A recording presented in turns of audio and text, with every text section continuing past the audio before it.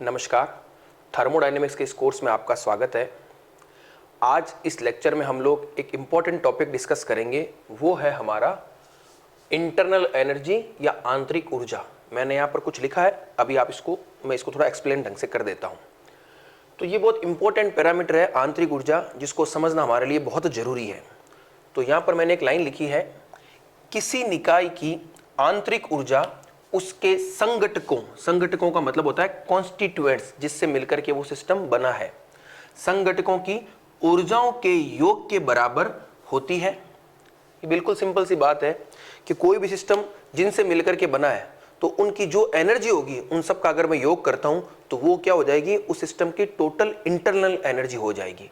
और जो संगठक है, जो कॉन्स्टिट्यूएंट्स है, उनमें कौन कौन सी ऊर्जाएं होती है, तो आगे लाइन मैंने लिखी है, संगठकों की ऊर्जा उनकी गतिज ऊर्जा यानी काइनेटिक एनर्जी तथा स्थितिज ऊर्जा यानी पोटेंशियल एनर्जी के रूप में होती है। तो बहुत सिंपल सी बात है, कोई भी सिस्टम हो, जैसे मैं अपने आप में एक सिस्टम हूं, ये पेन अपने आप में एक सिस्टम है, तो हर सिस्टम की क्या होती है, अपनी एक इंटरनल एनर्जी होती है। वेरी इंपॉर्टेंट कॉन्सेप्ट है इंटरनल एनर्जी। आप बाहर से कोई एनर्जी ना तो सप्लाई कर रहे हो ना कुछ कर रहे हो, जो कुछ है वो खुद के पास है, तो उस एनर्जी को हम कहते हैं इंटरनल एनर्जी। और वो होती क्या है कि वो सिस्टम जिन घटकों से या संगठकों से मिलकर के बना है उनकी ऊर्जाओं का योग होती है। और उन संगठकों की ऊर्जाएं कौन कौन सी होती है, तो उसकी हमने चर्चा कर ली। उसमें मेनली दो ऊर्जाएं होती है, एक जो भी कांस्टेंट जो भी उसके संगठक है उनकी गतिज ऊर्जा और दूसरी उनकी स्थितिज ऊर्जा। तो बिल्कुल सिंपल सी बात है। तो इस इंटरनल एनर्जी को हम जनरली यू से दर्शाते हैं, कैपिटल यू से। तो ये जो कैपिटल यू होगा वो होगा kinetic energy plus potential energy. ये सिर्फ नोटेशन के लिए मैंने आपको बताया। U that is internal energy of the system, kinetic energy ये हो जाएगी सिस्टम जिन घटकों से मिलकर बना है उन सभी घटकों की गतिज ऊर्जा, और ये उन सभी घटकों की स्थितिज ऊर्जा। अब अगला काम हमारा ये है कि ये जो दो एनर्जी है, काइनेटिक एनर्जी और पोटेंशियल एनर्जी, इनको हमें थोड़ा अच्छे से समझना पड़ेगा कि किस रूप में ये आपको आइडेंटिफाई होगी। तो यहां पर आप एक लाइन नोट कीजिए नीचे, जो गतिज ऊर्जा है उसके बारे में हम थोड़ी चर्चा करते हैं। है बिल्कुल सिंपल, लेकिन उसको आप एक दो लाइनें नोट कर लीजिए। यहां पर आप लिखिए,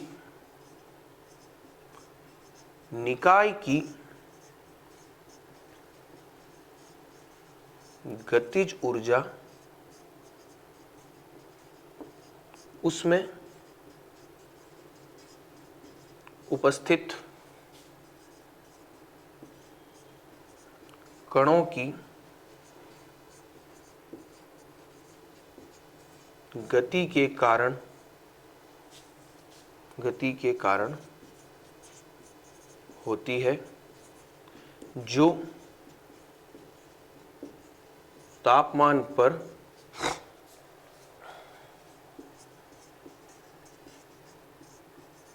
निर्भर करती है। एक लाइन और लिख लीजिए, फिर मैं इसको एक्सप्लेन करता हूं। अर्थात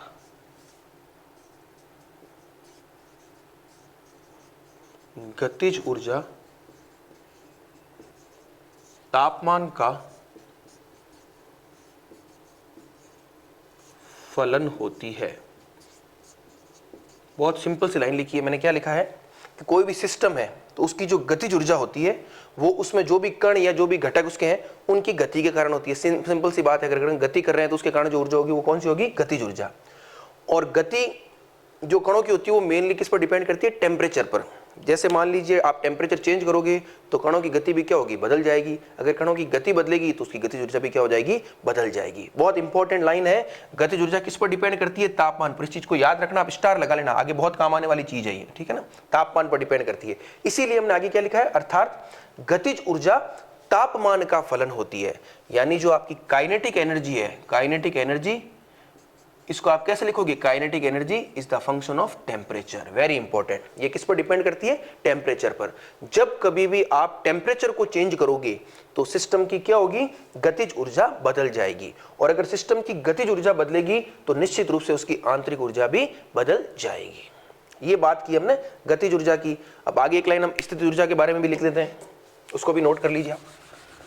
तो देखो, जो स्थितिज ऊर्जा होती है वो नाम से स्पष्ट है, वो किस कारण होगी, जो भी सिस्टम है उसमें जो भी कण है उन कणों की स्थिति के कारण होगी। किसके कारण होगी, स्थिति के कारण। तो इसको आप नोट कीजिए पहले एक लाइन,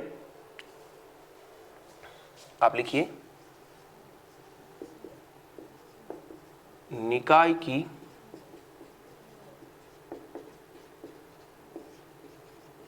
स्थितिज ऊर्जा उसमें उपस्थित कणों की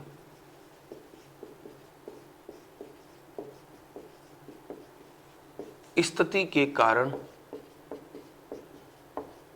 होती है। हमने क्या लिखा है, उसमें उपस्थित कणों की स्थिति के कारण होती है। इसको आप क्या लिख सकते हो, अर्थात कणों की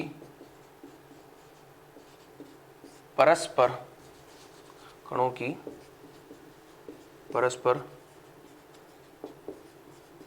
अन्योन्य क्रिया, जिसको हम कहते हैं म्यूचुअल इंटरेक्शन, अन्योन्य क्रिया के कारण होती है। इसको आप थोड़ा समझिए। देखो हमने क्या कहा कि जो स्थितिज ऊर्जा है वो कणों की स्थिति के कारण होती है। सपोज करो ये मैंने कोई सिस्टम बना दिया, ये कोई एक सिस्टम है, इसमें खूब सारे कण है, तो एक कण यहाँ स्थित है, एक कण यहाँ स्थित है, इस प्रकार से खूब सारे कण इसमें स्थित है।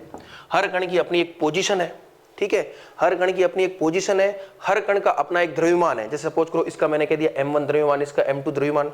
तो आप एक सिंपल सी चीज जानते हो, कोई भी दो द्रव्यमान जैसे एक m1 है एक m2 है, अगर वो किसी डिस्टेंस r पर स्थित है तो उनके बीच में क्या लगता है, ग्रेविटेशनल इंटरेक्शन लगता है, इनबिल्ट है, वो हमेशा लगेगा, G m1 m2 upon r square. तो उसके कॉरस्पॉन्डिंग क्या होगी, एनर्जी भी होगी।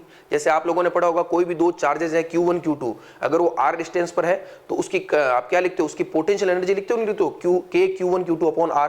तो उसी प्रकार से कोई भी दो मासेज हैं m1 m2 द्रव्यमान के, ठीक है ना, तो उनकी भी क्या होगी, उनकी पोजीशन के कारण, वो जिस किसी भी पोजीशन पर स्थित है उस स्थिति के कारण क्या होता है, उनके बीच परस्पर अन्योन्य क्रिया होती है, जिसके कारण से जो ऊर्जा होती है उस ऊर्जा को हम क्या कहते हैं, स्थितिज ऊर्जा कहते हैं। तो ये वेरी इंपॉर्टेंट लाइन है। यहां पर गतिज ऊर्जा में आपने देखा था तापमान इंपॉर्टेंट था, यहां पर हमने क्या देखा है, कणों की स्थिति, और स्थिति है इसीलिए उनके बीच में क्या हो रही है, अन्योन्य क्रिया हो रही है। और स्थिति का सिंपल सा मतलब क्या हो गया कि कण जिस किसी भी स्थान पर स्थित है वहां पर वो क्या कर रहा है, कोई न कोई आयतन को घेर रहा है। कण की अगर कोई स्थिति है तो उसका एक निश्चित आयतन या उसका निश्चित आकार आकृति भी होगी, इस चीज को आप ध्यान रखिएगा। तो यह स्थितिज ऊर्जा किसका फलन होगा, एक तरह से फलन तो क्या, इसको आपने ऐसा समझ लिया ये परस्पर अन्योन्य क्रिया के कारण हो रही है। तो ये दो इंपॉर्टेंट फीचर्स थे जो मैंने आपको बता दिए, internal energy, kinetic energy plus potential energy. अब हम आगे एक बात और करते हैं। अब देखो हम अगर बात करें, आप लोगों ने नाम सुना होगा, एक सुना होगा आदर्श गैस, आइडियल गैस, एक आपने सुना होगा रियल गैस।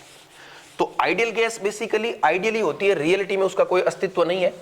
अब आइडियल गैस को आइडियल क्यों कहते हैं, हम कुछ एजम्पशन या कुछ वो क्या कहते हैं, धारणाएं या परिकल्पनाएं लेकर के चलते हैं कि अगर किसी गैस में इस प्रकार के गुण मौजूद है तो उस गैस को हम क्या कह देंगे, आदर्श गैस कह देंगे। और रियल गैस तो रियल ही होती है, ठीक है ना। तो देखो यहां पर हम लोग अब क्या समझेंगे कि एक तरफ हम लेंगे आदर्श गैस, एक तरफ लेंगे हम रियल गैस, और हम ये देखेंगे कि आदर्श गैस के लिए अगर आपको आंतरिक ऊर्जा लिखनी है तो उसको आप किस प्रकार से लिखोगे, और रियल गैस के लिए अगर आपको आंतरिक ऊर्जा लिखनी है तो आप उसको किस प्रकार से लिखोगे। तो हम एक एक करके नोट करते हैं। देखो ये सारी चीजें आगे आपके अभी थोड़ी देर बाद थर्मोडायनेमिक्स का फर्स्ट लॉ आएगा, फिर आगे सेकंड लॉ आएगा, इस प्रकार से थर्मोडायनेमिक्स में ये लॉज चलेंगे, first law, second law, third law. तो इन सबको अच्छे से समझ सके हम, उसके लिए ये जितने भी लेक्चर्स अभी आपको समझाए जा रहे हैं वो सारे के सारे बिल्डिंग ब्लॉक्स हैं, तो आप ध्यान से समझिएगा इसको। तो सबसे पहले हम आदर्श गैस के लिए बात कर लेते हैं आंतरिक ऊर्जा के संदर्भ में। आदर्श गैस, आइडियल गैस। तो देखो आदर्श गैस क्या होती है, ठीक है ना, उसको आप किस प्रकार से आइडेंटिफाई करते हो। तो हमने छोटी क्लासेस में ये पढ़ा भी होगा कि आदर्श गैस को हम कैसे आइडेंटिफाई करते हैं। हम आदर्श गैस के लिए एक शब्द काम में लेते हैं कि आदर्श गैस जिन कणों से मिलकर के बनी है वो पॉइंट लाइक होते हैं। मैं एक शब्द लिख रहा हूं, पॉइंट मासेज, पॉइंट मासेज या पॉइंट लाइक। अगर कोई चीज पॉइंट मासेज है तो वो कोई भी स्थान नहीं घेरती है, अगर वो स्थान नहीं घेरी तो उसका कोई भी वॉल्यूम नहीं है। अब एक चीज ध्यान रखना, सिंपल सा मैंने क्या बता दिया, आदर्श गैस का मतलब हो गया कि उसके जो कण है वो किसी भी प्रकार का आयतन या स्थान नहीं घेरते, उनकी कोई पोजीशन होती नहीं है।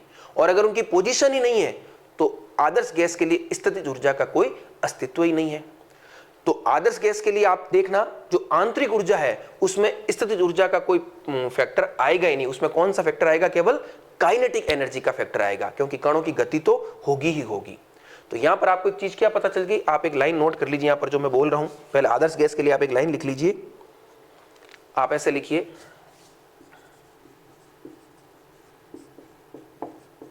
आदर्श गैस के अणु बिंदुवत यानी पॉइंट लाइक, बिंदुवत होते हैं, अर्थात बिंदुवत होते हैं अर्थात वे किसी भी प्रकार का स्थान या आयतन नहीं घेरते हैं, अतः इनके लिए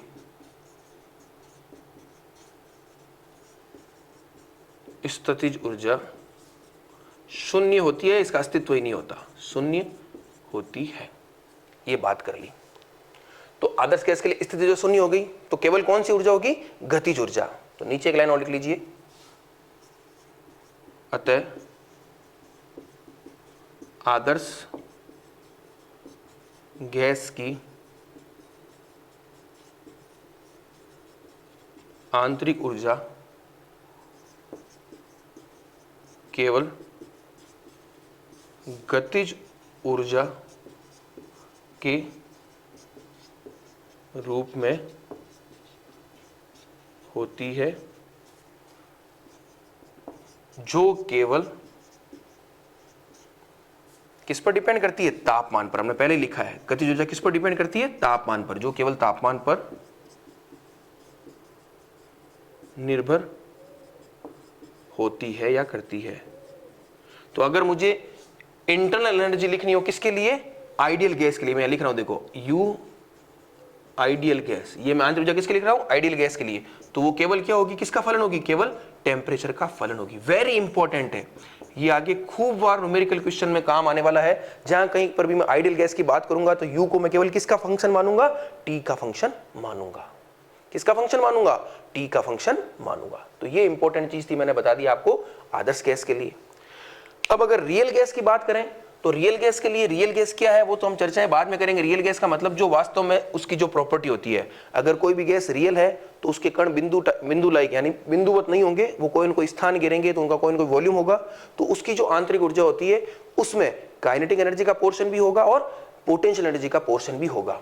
तो यहां पर आप एक लाइन सिंपल सी नीचे यहां लिख लीजिए आगे कि अगर मैं यू रियल गैस की बात करता हूं, किसकी, रियल गैस की, तो वो टेम्परेचर का फलन तो होगा ही होगा, साथ में वॉल्यूम का भी फंक्शन होगा। यहां पर केवल टेम्परेचर था, लेकिन यहां पर टेम्परेचर वॉल्यूम दोनों है। आपको यह भी पता है, हमने बात की थी पीवीटी, ये उष्मागतिक चर थे, और हमने ये भी कहा था ये चर एक दूसरे से स्वतंत्र नहीं अपितु एक दूसरे पर निर्भर करते हैं, किसी भी एक को अन्य दो के रूप में लिख सकते हैं। तो ये जो यू रियल गैस है, जिसको मैंने यू टीवी के रूप में लिखा है, इसको मैं यू पीवी के रूप में भी लिख सकता हूं और इसको मैं यू पीटी के रूप में भी लिख सकता हूं, कोई चेंजेस नहीं है, सारी एक ही बात है। तीन में से किन्हीं दो पर निर्भर करेगी, क्योंकि तीसरे को हम अन्य दो के रूप में लिख सकते हैं।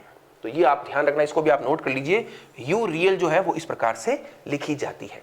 तो ये हमने चर्चा की थी आंतरिक ऊर्जा क्या है, वो किससे बनी है, जो गतिज ऊर्जा और स्थितिज ऊर्जा है वो किन किन पर डिपेंड करती है, और आदर्श गैस के लिए और रियल गैस के लिए आंतरिक ऊर्जा को हम किस प्रकार से लिख सकते हैं और समझ सकते हैं, वो चर्चाएं हमने कर ली।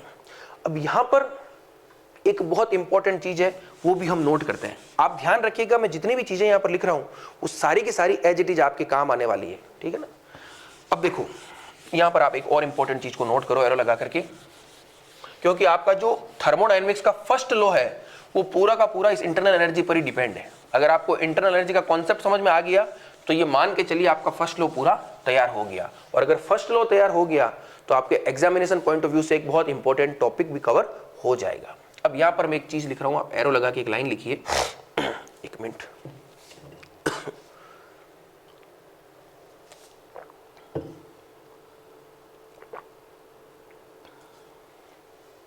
यहाँ पर एक लाइन लिखिए, आप पहले इसको लिखिए फिर मैं इसको पूरा डिटेल में समझाता हूँ। आप लिखिए किसी निकाय की आंतरिक ऊर्जा एक अवस्था फलन, जिसको हम कहते हैं स्टेट फंक्शन, ये अभी समझा दूंगा क्या है। अवस्था फलन होती है, किसी निकाय की आंतरिक ऊर्जा एक अवस्था फलन होती है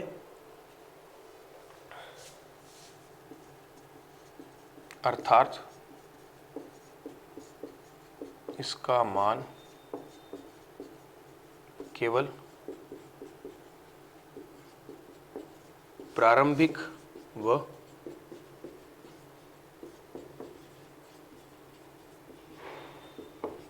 अंतिम बिंदुओं की स्थिति पर ही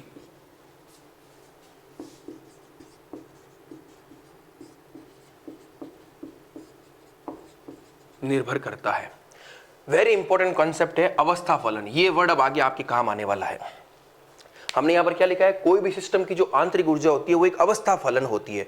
अवस्था फलन का सिंपल सा मतलब है, हमने, आप याद करो, हमने एक मैथमेटिकल कॉन्सेप्ट समझा था कि कोई भी पैरामीटर अगर पाथ इंडिपेंडेंट है, यानी अगर सपोज करो आपके पास कोई फंक्शन है f, ठीक है, जो pvt पर डिपेंड करता है, या xyz हमने लिखा था, तो किसी एक टाइम पर वो f1 है, किसी दूसरे टाइम पर f2 है। तो f1 से f2 जब आप जा रहे हो तो इसमें जो चेंज हो रहा है, अगर वो पाथ इंडिपेंडेंट है तो उसके चेंज को हमने एग्जैक्ट डिफरेंशियल के रूप में लिखा था।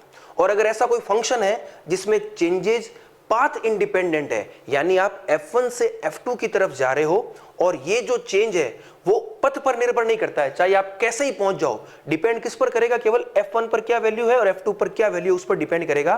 तो ऐसा कोई भी फलन हो, उस फलन को हम जनरल नाम क्या देते हैं, अवस्था फलन कहते हैं। वहां पर हमने इस चीज की चर्चा नहीं की थी, लेकिन यहां पर आप समझ लीजिए, अवस्था फलन का सिंपल सा मतलब है कि ऐसा फंक्शन जिसमें चेंजेस जो है वो केवल इनिशियल और फाइनल पोजीशन पर डिपेंड करता है, ना कि इनिशियल से फाइनल पोजीशन पर जाने के लिए आपने कौन से मार्ग का अनुसरण किया है। तो ऐसे फंक्शन को हम कहते हैं अवस्था फलन।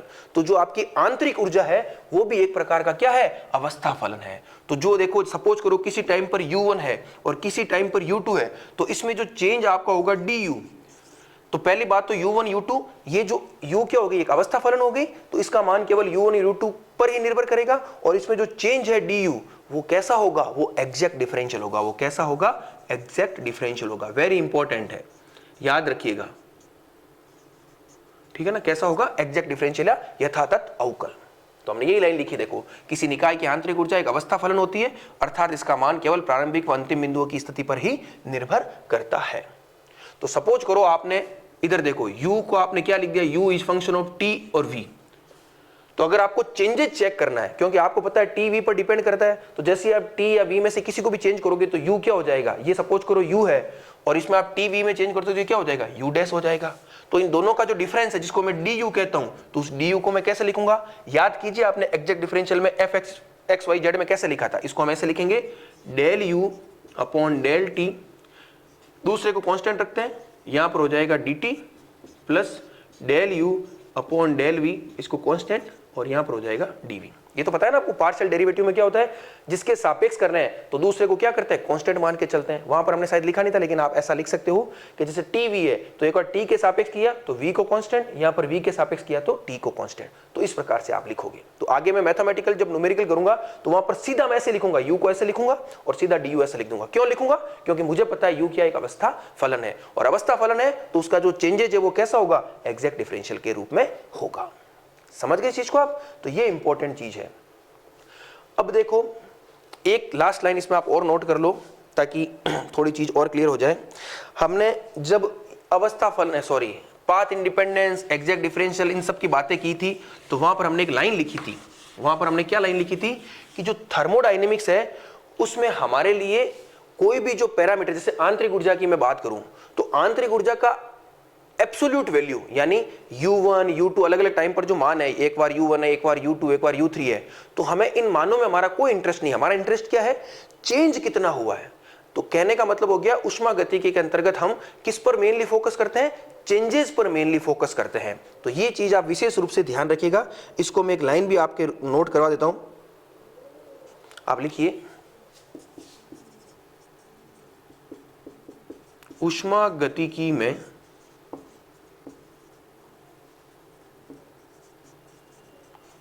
किसी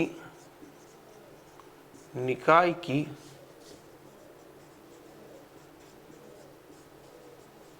आंतरिक ऊर्जा के मान के बजाय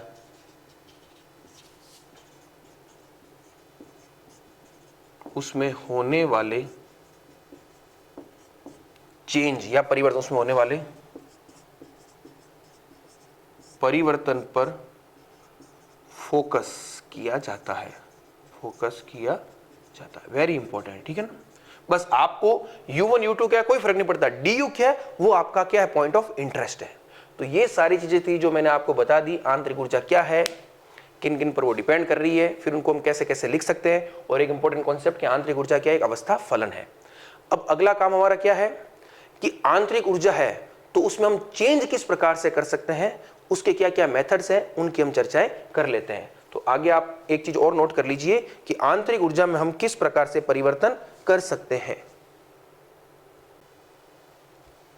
अब देखो, हमने अभी कहा है कि जो इंटरनल एनर्जी है वो कैसे कैसे चेंज हो सकती है। तो यहां पर मैंने कुछ लिखा है, इसको मैं पूरा एक्सप्लेन कर देता हूं। चूंकि थ्योरेटिकल टॉपिक है तो हमारा लेक्चर लंबा नहीं, इसलिए मैं क्या करता हूं, कुछ चीजों को पहले नोट कर देता हूं, क्योंकि इस लेक्चर में हमारा एक मकसद ये भी है कि आपको हर चीज नोट्स के रूप में लिखी हुई मिल जाए ताकि आपका काम आसान हो जाए, ठीक है। तो देखो ये क्या है, मैं इसको पूरा एक्सप्लेन कर देता हूं, आप ध्यान से देखिए। हमने ऊपर एक लाइन लिखी है कि निकाय की जो आंतरिक ऊर्जा है वो 3 प्रकार से परिवर्तित हो सकती है। मैंने आपको पहले ही कह दिया, हमारा जो मेन फोकस है वो किस पर है कि इंटरनल एनर्जी में चेंज क्या हो रहा है उस पर हमारा मेन फोकस रहेगा। तो हमने यहां पर देख लिया कि किसी भी निकाय की जो आंतरिक ऊर्जा है वो 3 प्रकार से बदल सकती है। 3 प्रकार कौन कौन से हैं? 3 प्रकार वही है जो हमने ऊष्मागतिक साम्य में पढ़े थे। कौन कौन से पढ़े थे? एक यांत्रिक साम्य देखा था, एक हमने तापीय साम्य देखा था, और एक हमने रासायनिक साम्य देखा था। तो यहां पर भी हमने देखो तीनों पॉइंट यही लिखे हैं। पहला हमने लिखा है यांत्रिक अन्योन्य क्रिया द्वारा बाय मैकेनिकल इंटरेक्शन, दूसरा हमने लिखा है उष्मीय अन्योन्य क्रिया द्वारा बाय थर्मल इंटरेक्शन, और तीसरा हमने लिखा है रासायनिक अन्योन्य क्रिया द्वारा बाय केमिकल इंटरेक्शन। बहुत इजी है। सबसे पहले अगर मैं बात करूं यांत्रिक अन्योन्य क्रिया, तो यांत्रिक अन्योन्य क्रिया में आप क्या करोगे कि सपोज करो कोई सिस्टम है, आप उस पर या तो कोई एक्सटर्नल प्रेशर लगा रहे हो या आप क्या कर रहे हो उस पर कोई फोर्स लगा रहे हो, तब क्या होगा, निश्चित रूप से उसका दाब ताप आयतन परिवर्तित होगा।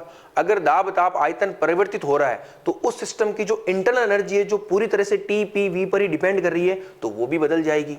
तो हमने यही तो कहा है निकाय की आंतरिक ऊर्जा किस प्रकार बदल सकती है। तो मैकेनिकल इंटरेक्शन में हम क्या कर रहे हैं, कोई एक्सटर्नल प्रेशर या एक्सटर्नल फोर्स अप्लाई कर रहे हैं, कोई बाह्य दाब या बल आरोपित कर रहे हैं, तो उससे उसकी आंतरिक ऊर्जा बदल जाएगी। तो मैंने यही लिखा है, इसके अंतर्गत निकाय पर कोई दाब या बाह्य बल आरोपित करके उसकी आंतरिक ऊर्जा को चेंज किया जा सकता है, ठीक है। अगर मैं दूसरे पॉइंट की बात करूं उष्मीय अन्योन्य क्रिया, तो ये तो बिल्कुल सिंपल है। अगर आप क्या करो, निकाय को कोई ऊष्मा या तो प्रदान करो या उससे कुछ ऊष्मा लो, तो जैसे ही आप ऊष्मा प्रदान करोगे या लोगे तो उसका टेम्परेचर बदलेगा, और टेम्परेचर बदलेगा तो उसकी काइनेटिक एनर्जी बदल जाएगी, और काइनेटिक एनर्जी बदलेगी तो निश्चित रूप से उसकी आंतरिक ऊर्जा भी बदल जाएगी। तो यही लिखा है, इसके अंतर्गत निकाय द्वारा ऊष्मा के आदान प्रदान से आंतरिक ऊर्जा में परिवर्तन होता है, ठीक है। और तीसरा हमने लिखा है रासायनिक अन्योन्य क्रिया द्वारा। तो रासायनिक अन्योन्य क्रिया का मतलब क्या है, रासायनिक अन्योन्य क्रिया में आप क्या करोगे कि कोई सिस्टम है, बाहर सराउंडिंग्स है, तो सिस्टम और सराउंडिंग्स के बीच अगर इंटरेक्शन हो, इंटरेक्शन का मतलब है या तो आप कोई एक्स्ट्रा पार्टिकल ऐड कर रहे हो या इसमें से कोई पार्टिकल या द्रव्यमान को बाहर निकाल रहे हो। तो अगर पार्टिकल ऐड करोगे तो हर पार्टिकल की अपनी पोजीशन के कारण पोटेंशियल एनर्जी होगी और गति के कारण गतिज ऊर्जा होगी, तो इंटरनल एनर्जी क्या होगी, चेंज हो जाएगी। कम करोगे तो भी चेंज होगी, बढ़ाओगे तो भी चेंज होगी। तो यही लाइन हमने लिखी है। इसके अंतर्गत निकाय व परिपार्श्विक यानी सराउंडिंग्स के मध्य द्रव्यमान या पदार्थ के आदान प्रदान द्वारा निकाय की आंतरिक ऊर्जा में चेंज होता है। तो ये 3 इंपॉर्टेंट चीजें हैं जो आगे काम आएगी कि किसी भी सिस्टम की इंटरनल एनर्जी को अगर आपको चेंज करना है तो आपके पास 3 मेथड है, by mechanical interaction, by thermal interaction और बाय केमिकल इंटरेक्शन। और कैसे कैसे होता है वो मैंने आपको यहां पर एक्सप्लेन कर दिया। अब एक लास्ट चीज इस लेक्चर में इंपॉर्टेंट बची है, वो ये है उसको आप एक बार अच्छे से नोट कर लो। वो मैं आपको एक बार बता देता हूं क्या है इंपॉर्टेंट चीज। अब यहां पर देखो, मैंने कुछ इंपॉर्टेंट चीज लिखी है, वो बहुत काम की है, ठीक है ना। कुछ लिखा है, इसको आप नोट कर लीजिए। अब ये क्या है मैं आपको बता रहा हूं। देखो, अभी हमने थोड़ी देर पहले एक चीज चर्चा की थी। इंटरनल एनर्जी को शुरू करते हुए हमने देखा था कि इंटरनल एनर्जी में हमारा जो चेंजेस है वो इंपॉर्टेंट है। फिर हमने देखा था चेंजेस किस प्रकार से हो सकता है, वो भी हमने समझ लिया। 3 प्रकार के इंटरेक्शन थे, मैकेनिकल इंटरेक्शन, थर्मल इंटरेक्शन और केमिकल इंटरेक्शन। अब यहां पर हम ये देख रहे हैं कि जो आप ये इंटरेक्शन करोगे तो उससे निकाय की आंतरिक ऊर्जा बढ़ेगी या कम होगी, वो हम यहां पर समझ रहे हैं, और ये न्यूमेरिकल टॉपिक्स में बहुत काम आने वाला है। तो देखो, यहां पर मैंने कुछ 6 पॉइंट्स लिखे हैं और यहां पर मैंने लिखा है आंतरिक ऊर्जा में परिवर्तन। तो जब एरो नीचे है इसका मतलब कमी, एरो ऊपर इसका मतलब वृद्धि। अब एक एक करके आप समझिए। देखो, ये जो पहले 2 पॉइंट है वो मैकेनिकल इंटरेक्शन से रिलेटेड है, नेक्स्ट 2 पॉइंट है वो थर्मल इंटरेक्शन से रिलेटेड है, और लास्ट वाले 2 है वो केमिकल इंटरेक्शन से रिलेटेड है। क्या है, अब आप देखिए। सबसे पहले मैंने क्या लिखा है, निकाय द्वारा किया गया कार्य। 2 शब्द है, एक निकाय द्वारा किया गया कार्य और एक निकाय पर किया गया कार्य। Work done by the system, work done on the system. तो देखो, जब कभी भी सिस्टम के द्वारा काम किया जाएगा तो होगा कि आप खुद सोच के देखिए। सपोज करो मैं एक सिस्टम हूं, अगर मैं खुद, मेरी एक इंटरनल एनर्जी भी है, अगर मैं खुद से कोई कार्य कर रहा हूं तो किसके बेस पर करूंगा, अपनी इंटरनल एनर्जी के बेस पर करूंगा। तो होगा क्या, अगर मैं खुद से कार्य कर रहा हूं तो मेरी आंतरिक ऊर्जा में क्या होगी, कमी होगी। तो यहीं पर मैंने लिखा है, देखो, निकाय द्वारा अगर कार्य है तो उसकी आंतरिक ऊर्जा में क्या होगी, कमी होगी। और अगर निकाय पर कार्य किया जाएगा, जैसे आप एक सिस्टम और मैं आप पर वर्क कर रहा हूं, क्या वर्क कर रहा हूं, मैं आपको चीजों को एक्सप्लेन कर रहा हूं, तो इससे हो क्या रहा है, इससे उल्टा आपकी जो इंटरनल एनर्जी है वो इंक्रीज हो रही है। आपको खुद से कुछ नहीं करना है, आपको सब चीज रेडीमेड मिल रही है। तो अगर work done on the system है, निकाय पर कार्य है, तो उसकी आंतरिक ऊर्जा में क्या हो जाएगी, वृद्धि हो जाएगी। क्लियर होगी दोनों। अगला पॉइंट क्या है, और देखो, जो कार्य का रिलेशन होता है वो एक तरह से मैकेनिकल इंटरेक्शन से संबंधित ही है। तो ये दोनों पॉइंट किससे रिलेटेड हो गए, मैकेनिकल इंटरेक्शन से। दूसरे पॉइंट में हमने लिखा है उष्मा। तो उष्मा सीधी सी बात है, थर्मल इंटरेक्शन से रिलेटेड है। एक बार तुमने लिखा है निकाय को उष्मा प्रदान करने पर, तो जैसे आप निकाय को उष्मा प्रदान करोगे तो काइनेटिक एनर्जी, तापमान बढ़ेगा, काइनेटिक एनर्जी बढ़ जाएगी, तो उसकी आंतरिक ऊर्जा भी क्या हो जाएगी, बढ़ जाएगी। और अगर आप निकाय से उष्मा ग्रहण करोगे तो आंतरिक ऊर्जा में कमी हो जाएगी। बिल्कुल सिंपल है। तो ये दोनों हो गए थर्मल इंटरेक्शन से रिलेटेड। और लास्ट वाले जो दोनों है वो केमिकल इंटरेक्शन से रिलेटेड है। हमने एक लाइन लिखी है, विसरण द्वारा कणों की संख्या में वृद्धि और विसरण द्वारा कणों की संख्या में कमी। विसरण मैंने आपको बताया था, विसरण को हम कहते हैं डिफ्यूजन। विसरण को हम क्या कहते हैं, डिफ्यूजन। जब हमने उष्मागतिक साम्य पढ़ रहे थे तो वहां पर एक शब्द आया था, जहां कहीं भी, सॉरी,